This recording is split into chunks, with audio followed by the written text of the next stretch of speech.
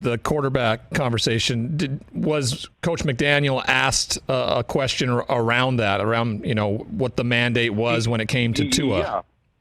He said essentially that they're looking for a quarterback, a third one, because they only have 2 on the roster, and that no team he knows of has just 2 quarterbacks. And he said they're going to find a veteran quarterback and the best one that they could find. That was his.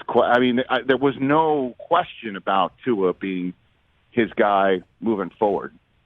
And then the guy who took that spot at the podium next was Howie Roseman, the grocery shopper, if you will, or executive in charge of the roster in Philadelphia. And he reiterated it's Jalen Hurts' gig and says Jalen Hurts is their quarterback. Somebody mentioned the name Deshaun Watson to him. His answer was Jalen Hurts is our quarterback. Much different than Chris Ballard and the hierarchy with Indianapolis a day ago. No question.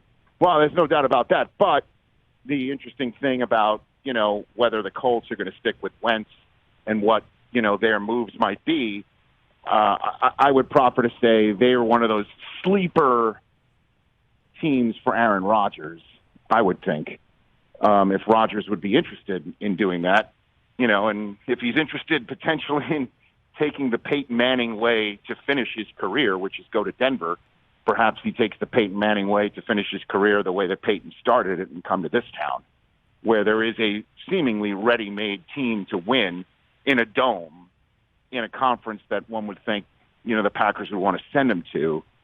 So that's a potential backdrop to what Chris Ballard had to say, and a potential backdrop to what Howie Roseman had to say is the man has 3 first-round selections because of the Carson Wentz trade that went down. So there's really, a sense about what things are in terms of a snapshot right now, and how things can change in the next 3 weeks, because the new league year begins 3 weeks from today, right? On the 18th of March, and so we'll see. Or the 16th of March. Pardon me. So that's 2 weeks from today, actually.